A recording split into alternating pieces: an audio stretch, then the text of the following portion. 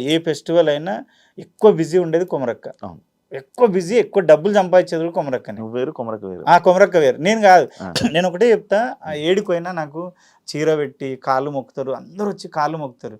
భగవంతుడా, నా చిన్న ఏజ్లో నా కాళ్ళు ఎందుకు మొక్కుతారు, అయినా నేను కాదు అనుకుంటా.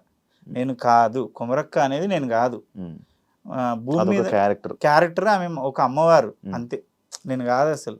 అంతేనా? అంతే. నేను ఆమెను తెలుసా శివ, నేను నాన్ వెజ్ కూడా తినను, గెటప్లో ఉంటే మందు కాదు కదా, నువ్వు 200 కోట్లు ఇచ్చినా నేను మందుకుంటాను అంటే ఆమెను అంత పర్ఫెక్ట్ పూజిస్తా.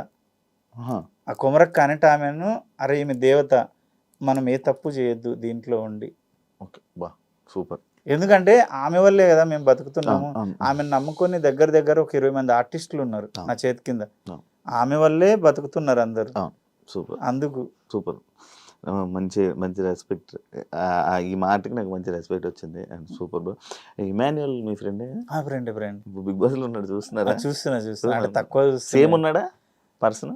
సేమ్ అంటే సేమే ఉన్నాడు. ఎందుకంటే సేమే ఉన్నాడు, కాకపోతే వాడు ఒక్కడే అయిపోయి మా జూనియర్ పాపం.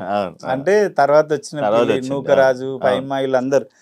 కానీ వాడు బాగా కష్టపడుతున్నాడు, ఏదో చెయ్యాలి, ఏదో కంటెంట్ ఇవ్వాలి. అప్పట్లోనేమో మీ బ్యాచ్ ఉన్నప్పుడు అందరూ అంటే మీరు అందరూ కొంచెం ఫేమ్ ఉన్నోళ్ళు, నువ్వు నేను కలిస్తే కామెడీ ఈజీగా పుడుతుంది. వీళ్ళు ఏమంటే కామన్ పీపుల్ అందరు రాళ్ళీళ్ళు అయిపోయి హీరోయిన్ కామన్ పీపులే ఉన్నారు. వాడు ఒక్కడే తిప్పులు పడుతుండు, కామెడీ చేయడానికి శతవిధాల ప్రయత్నం చేస్తుండు. అది బాధ అనిపిస్తుంది. మళ్ళీ అదేం తీసుకుంటారని బాధ భయపడుతున్నారు. అది సేమ్ ఉన్నాడు అయితే మనిషి, సేమే ఉన్నాడు పాపం. మీకు ఏమైనా ఆపర్చునిటీ వస్తే వెళ్తారా అన్న? నాకు 3వ